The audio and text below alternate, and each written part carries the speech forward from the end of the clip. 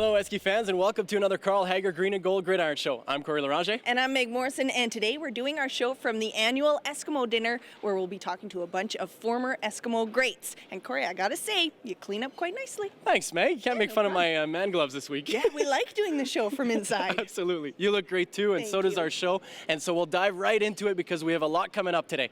Our POV segment we've been bringing to you all year long, and we've been giving you a chance to be in practice with some of the players. Unfortunately, our camera has taken a bit of a beating, so this week we decided to give it a break and bring it to cheer team practice instead. Here it is. My name's Sam, and I am a flyer with the Eskimos cheer team.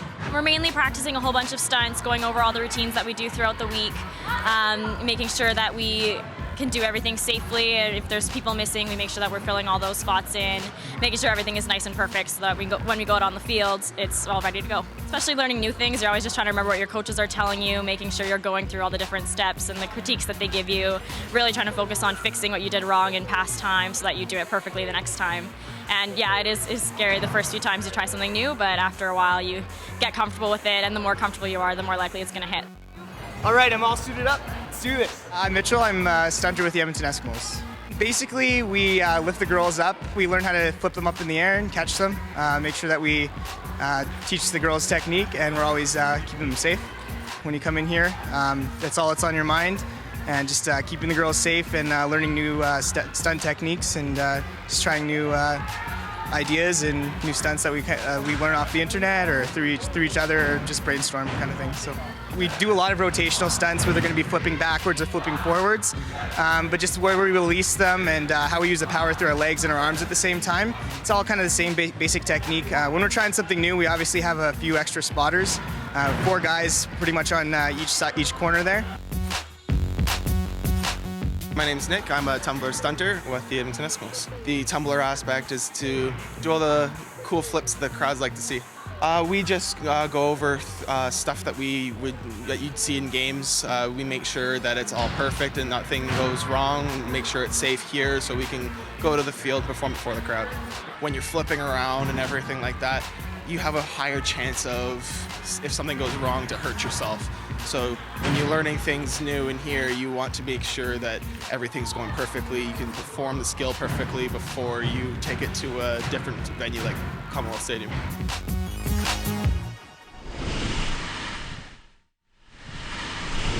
I don't think I know any guy that I would trust to throw me up in the air and catch me, especially if it was Corey on the receiving end. But one man that our city has trusted for many, many years is the former mayor of Edmonton, and he's also, more importantly in this situation, former Edmonton defensive back, Mr. Bill Smith. Thank you so much for being here. And I first just want to touch on kind of the honor of being born and raised in Edmonton, being the mayor, and being Eskimo alumni. Who would have thought? But, you know, it's great, and it's always an honor to be here and to be recognized at the dinner. It's great. I was mayor for 9 years, tremendous part of my my life, and for the Eskimos for 8 years, and that was a tremendous part. You know, when I was when the Eskimos, when I played, started in 1957. There was no baseball, Major League Baseball in Edmonton.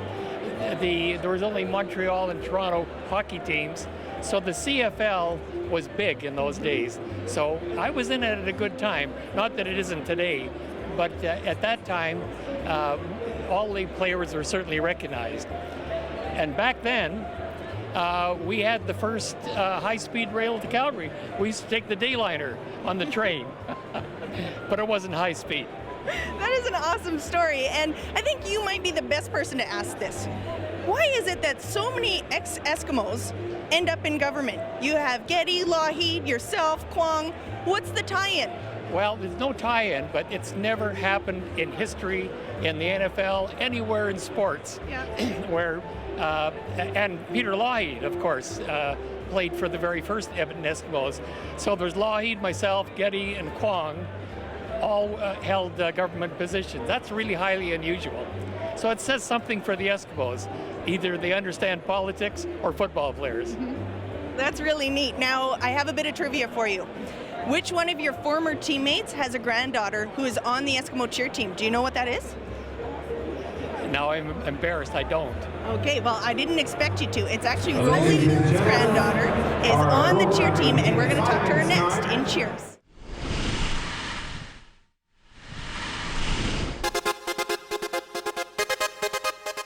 Hi, I'm Sierra, and this is my 3rd year with the cheer team. I started dancing when I was like 4 years old, and it was like a class with like 3 or 4 different styles within it. So that's how I started to dance. Basically because my mother danced. It was one of those like force it upon the child.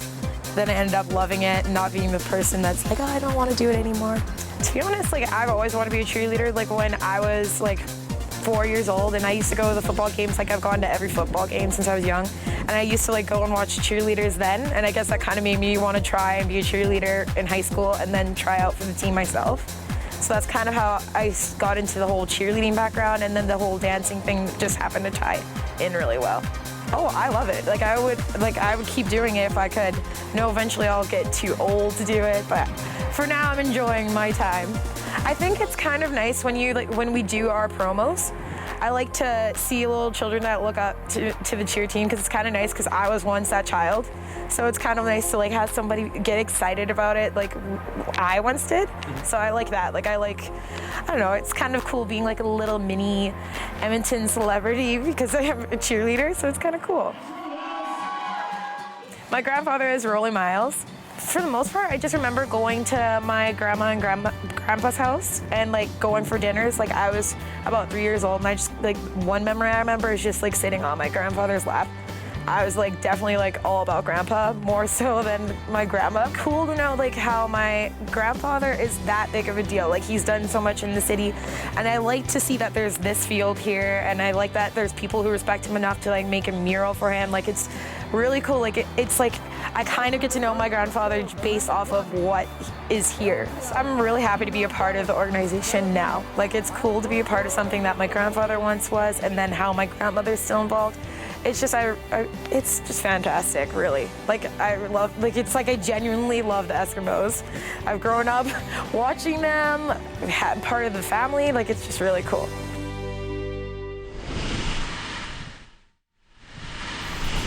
The Carl Hager Green and Gold Gridiron Show will be back after this.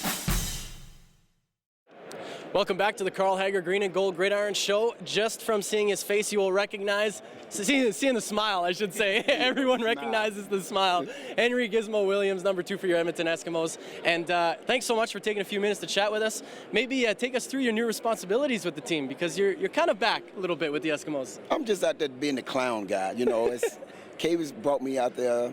I worked a little bit with some of the punt return guys, but most of the time I just like being out there with the guys, having a great time, and I'm glad he gave me the opportunity because it brings back a lot of memories, you know, just being off and on the football field. And people ask me, some of the young guys I'd ask me, they said, Giz, what you miss more about playing football? I said, this right here, being around you guys, and I think that's something that I'm trying to bring back to the guys, some a little bit of excitement. Not only going to the stadium, but even being part of some of these events, I imagine, brings back a lot of memories. And you see a lot of old friends, right? God, I mean, yeah. What are some of the things that come back when you participate in these events? Some of the things that we used to do to the guys on the road trip, or some of the things that happened in the locker room. Is that clean for TV? Or what? It's clean for TV. It's clean for TV. And sometimes, you know, just to see some of the guys and see how they're doing, because you're always thinking, how's this guy doing and how's the next guy doing? And then you get a chance to see some of the guys. It brings back, you know, good friendship, and probably catch up with some of the guys and get their phone numbers again and talk to them and see how everything's been going, you know, through their life. I mean, I always really like reminiscing on some of these great moments that you guys had. You had some great teams that you played on. Right. Do you have a favorite moment as an Eskimo that comes to mind? Not so many. I got a lot of favorite moments. One of the greatest moments that I like was I was able to run a touchdown back in 1987 and do it again in 1996, 10 years later. So that was one of my greatest moments, to do it again, to be so old to do it again. So I thought that was one of my greatest moments. Gizmo, thanks so much for taking a moment to chat with us. Really appreciate it, and enjoy the night. Thank you very much. Really appreciate it. And on the Carl Hager Green and Gold Gridiron Show, we've had Burke Dales be kind of our third co-host for the season. Unfortunately, he got injured and hasn't been playing the last few weeks, but we got a chance to catch up with him this week at the Carl Hager Lemon Brace to see how he's doing. Hi, I'm Burke Dales. Today on Out of Bounds, we're going into Carl Hagar, who's going to put me together a customized orthotic so I can play football again. Right, so it's 4.5 weeks ago it happened? Yeah, roughly. So Okay. I guess it would have been, technically it would have been 4 weeks yesterday, Okay. I think. I was moving around after a bad snap with the football. 2 different players from the opposing team, the Calgary Stampeders, both stepped on my foot. I was tackled down by 4 players. I kind of got kind of pulled and tugged, and my foot essentially stayed on the turf. And then re-aggravated it on the following punt, and then on my final punt, I just felt something snap. I actually thought that the sole of my shoe had snapped in the middle and was sticking up into my foot.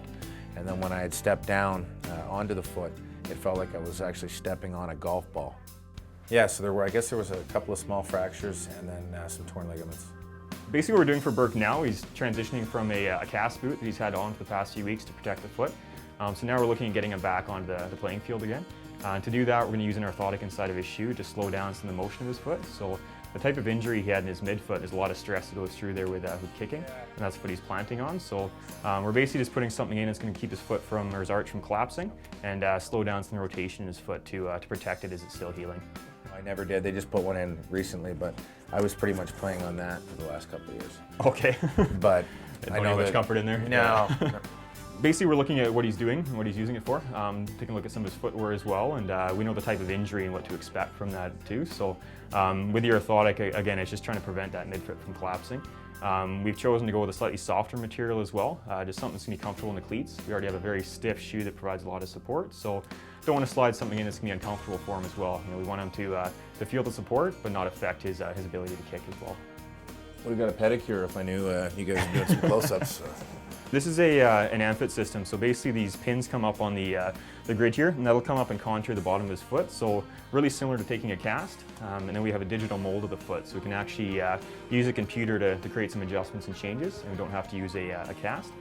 This system's a bit unique because it's not just a pressure pattern, it is actually taking that full contour, so the orthotic is fully custom made to Burke's foot, and it won't really fit anybody else but his foot. The more support, the better. Right now, there's just a bit of a fear factor there for me in re-aggravating or re-tearing the ligaments. And that's kind of my biggest fear right now. But I know with the orthotic, it's going to really improve my chances to stay injury-free and finish off the season strong. Whether it's psychosomatic or whether it's, it's going to help me a tremendous amount. I'm very optimistic, and I know the guys here at Carl Hagar have been awesome. So, yeah, no, we're excited. I know the special teams coordinator is excited to get me back as well. So.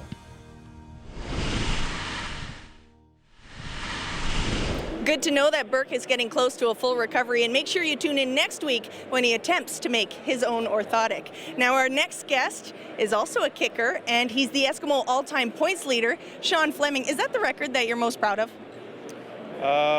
Sure, yeah. I mean, that's... Okay, then what would it be? Well, I don't know. I haven't thought about records in a long time. Probably most field goals in a game in a Grey Cup. If I still have that, I'm not sure. I'm probably tied with that. But, yeah, there's a number of records, but, I mean, most points scored, it's longevity. That's really what it means. I played 16 seasons with the Eskimos, so eventually records would fall. But yeah, certainly that's one of them. You almost seem like you're not impressed over that, but 16 seasons is very impressive. Yeah, that's probably something I'm more proud of than individual points and things like that. But yeah, it was a great career I had with the Eskimos, and I'm proud that I stuck with one team in the CFL, and Edmonton's home now, so it's played a big part of my life. Now, your focus is kind of strayed from football, and now you're heavily involved in triathlons. Can you talk a little bit about that? Yeah, it's something I always thought about during my career on what I would do afterwards as far as athletics and challenging myself on an athletic level. And triathlons are what I would consider very similar to kicking. In some ways it's a solitary sport.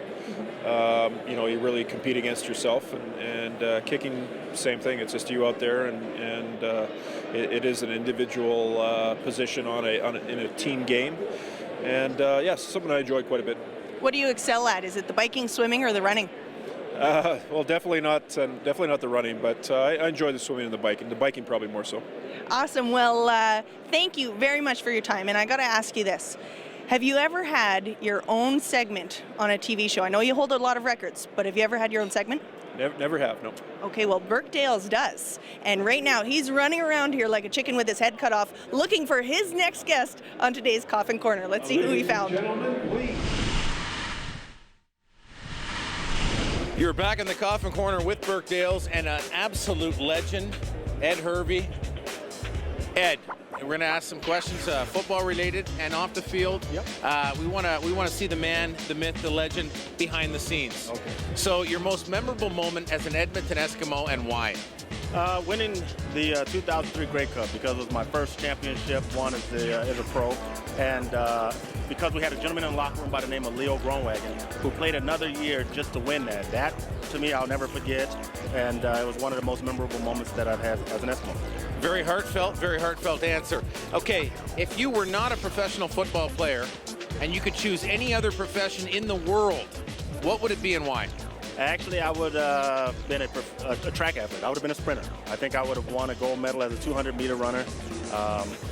Back in my day, I could run, but I chose to go the football route because I enjoyed the team aspect and the locker room. But I could run in my day, so I think track and field would have been it. 03 and 05, both Grey Cup victories for you. You've got rings from both years. What was more memorable from I guess, an individual standpoint for you?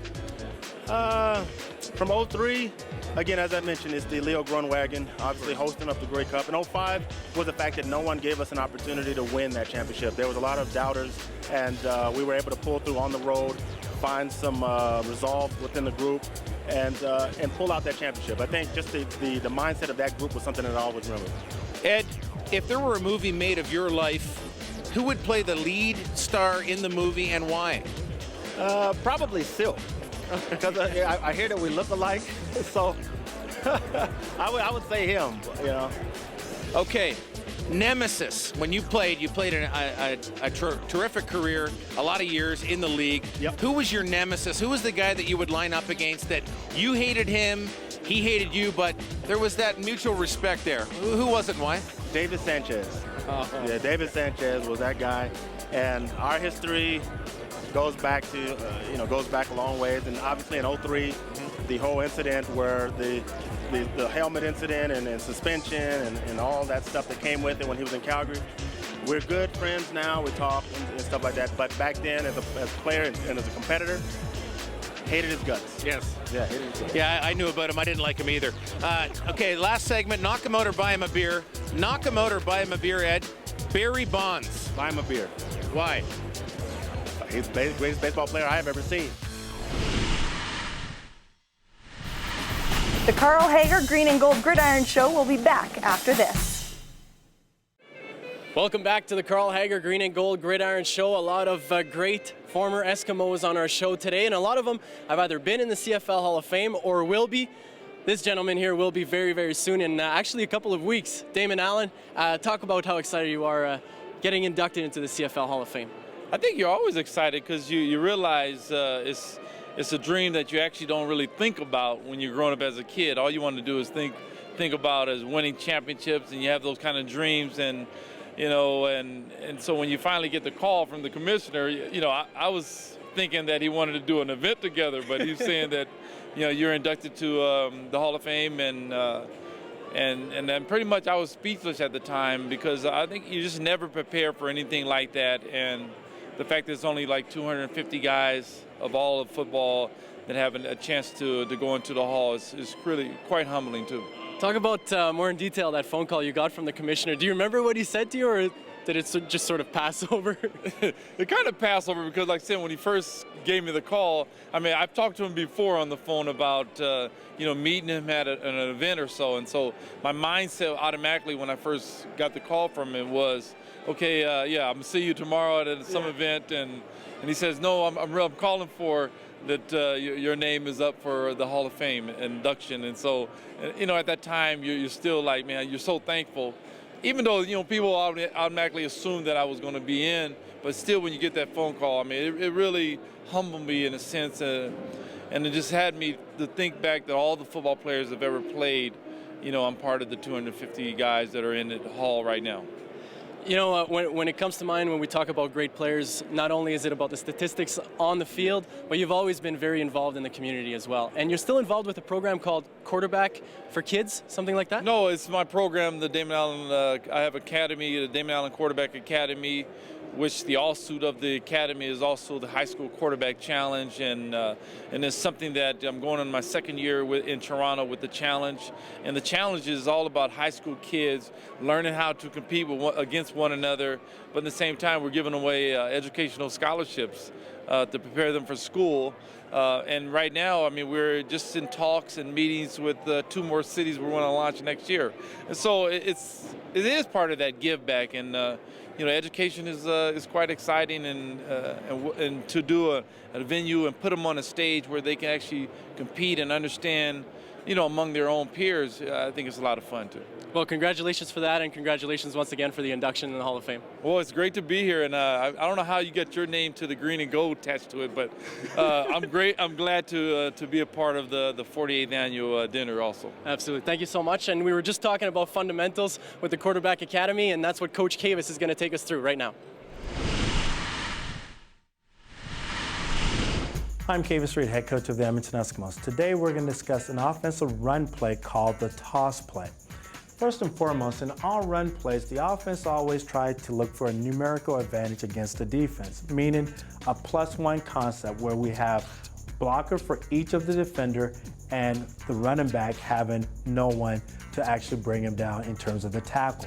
Our offense decided to employ the bunch concept, which means creating a triangle of receivers and running backs that will allow for better protection.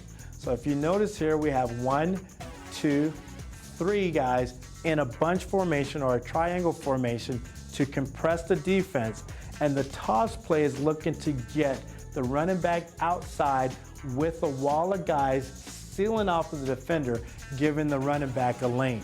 And when we see the play develop, Jerome Messam is going to take the toss from Ricky Ray here, and when the toss happens, our offensive guys create a wall, or lanes as we will call it, to allow Jerome the option of staying outside, or if he feels that there's freedom inside, to turn it back inside.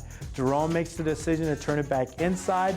Good decision, because all of the defenders pursue too far outside, with a clean lane to run with only the end zone to tackle him. We'll see more closely from the tight view the concept of building the wall. The biggest part of this scheme here that allows Jerome to be able to cut it back with our defender over pursuing. Once the defender, the last line of defense, number 34 to safety, over pursues, Jerome quickly makes the decision to cut back through a lane because the defender now can't redirect to make a tackle.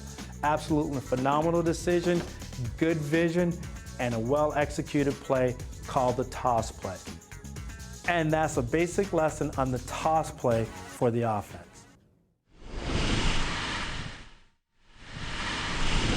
There are many former Eskimo greats that are household names across our nation. However, there are very few CFLers that are household names in both Canada and the United States, and we're very lucky and privileged to be joined by a CFL Hall of Famer and an NFL Hall of Famer, Mr. Warren Moon. I know that you're broadcasting now for the Seahawks. Yes. What's it like to be back in the middle of all the green and gold? I love coming back here. You know, this is a very special place to me. It was a place where my career started. I had some of the best years of my life in my career playing here, playing with these 6 years with these guys up here, the relationships that we were able to bond together with, the success that we had on the football field, and then just to be able to sit back and reflect on all those days after your playing days are over. You really didn't understand what you were doing and how special it was, what you were involved in, but now that you've been away from the game, you see that it was a very special time, and nobody's done it since. Yeah, you bet. And it's the 100th Grey Cup celebration. And because of that, the Eskimos are celebrating all of their wins here at this dinner tonight. Can you talk about that 5-in-a-row team? Just a great football team, a very close team on and off the field. You know, we did a lot of things together as a team, barbecues, dinners, things like that. Our wives and kids were all very close with one another. So that bond that we had, we took it not only off the field, but we took that on the field with us. And we just had a very great communication amongst one another. When it got a tough time in a football game, we just had a look that we could look at each other and know it was time to turn it up a notch. And we had a way of pulling out big football games. So what was great about the whole streak is that everywhere you went, you knew that everybody wanted to knock you off because you were the #1 team, and that's what I thought was so impressive about our football team. We rose to the occasion wherever we went, whatever city we went to. The crowd would be going crazy, the team would be fired up, but we somehow found a way to pull out those games. How do you keep that momentum going when it's that intense, when everybody is out to get you, and you know that? How do you keep that up? Well, I think the leadership we had on our team, first of all, it started with our coach, Hugh Campbell. He had a great calmness about him, first of all. He didn't get too high or too low when things got bad or good, and we could always look to him for that leadership. And then with our players, whether it was Dan Kepley or Bob Howells or Tom Wilkinson or all the other leaders that we had on our football team, when you have great leadership, you just don't panic. And now the CFL and the NFL are very different beasts. What did you take with you from the CFL into the States? I think the confidence that I gained up here, just the fact that I played in such a winning atmosphere, that I played a whole lot of football games. I played in pressurized situations. So when I went down there, none of that was foreign to me. None of it was new to me, and I could just, get used to my teammates, get used to the offense that I had to learn down there. But as far as the other parts of the game that a young quarterback would have to go through, I'd already been through that, and the winning is contagious. There's no question about it. You bet. Well, Warren, thank you very much for your time. We appreciate it. Okay, thanks for having me on. Great to be back. And the Eskimos had a bit of a rough go on Friday against BC, but our cameras were on the sidelines once again to catch all of the action, including another circus catch by Kerry Koch.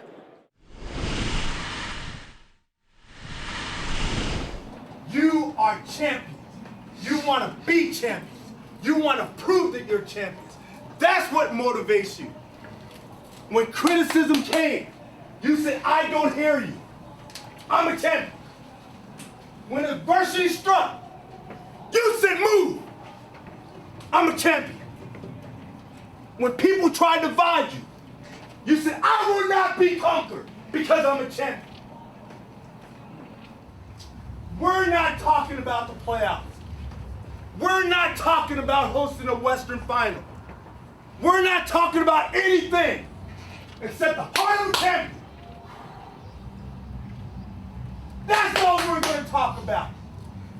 And that's what we're about. Focus tonight, guys. Focus tonight. And just execute like the champions you are. Let's go play football. Eskimo Nation, baby. It's game day. Friday night, baby. Friday night, baby. What time is this? What time is this? What time is this?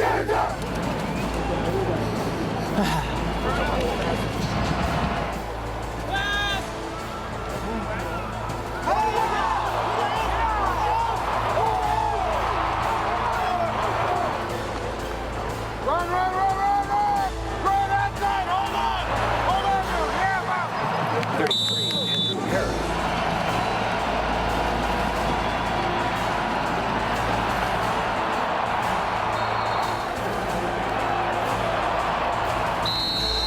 Mike Riley is sacked by number 93, Donnie O. Third down.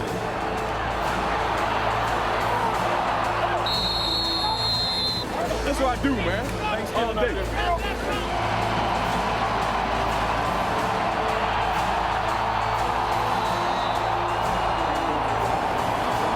I'm just trying to get another catch of the year.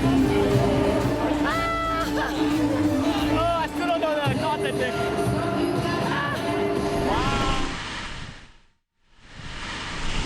That does it for another episode on the Carl Hager Green and Gold Gridiron Show. Good job, Meg. Good job, buddy. Yeah, that was a fun episode. And tune in next week, Wednesday night, as always, 7 p.m. on Shaw TV Channel 10, or check us out online, esks.com or shawtv.ca. And make sure to visit all of our social media pages, Instagram, Facebook, YouTube, and Twitter at The Gridiron Show. Now, if last week's game was big, this week's game is even bigger as the Eskimos head to La Belle Province to hunt down some Alouettes. It's an early game, too, this Sunday at 11 a.m.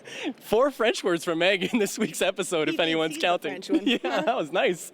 Make sure to tune in for all the action on the Voice of the Eskimos 6:30 Ched, or check your Shaw HD listings. We should dress like this next week. Oh no, I've got something better. The Carl Hager Green and Gold Gridiron Show is brought to you by Carl Hager Limb and Brace, custom designed braces and foot orthotics manufactured in Edmonton.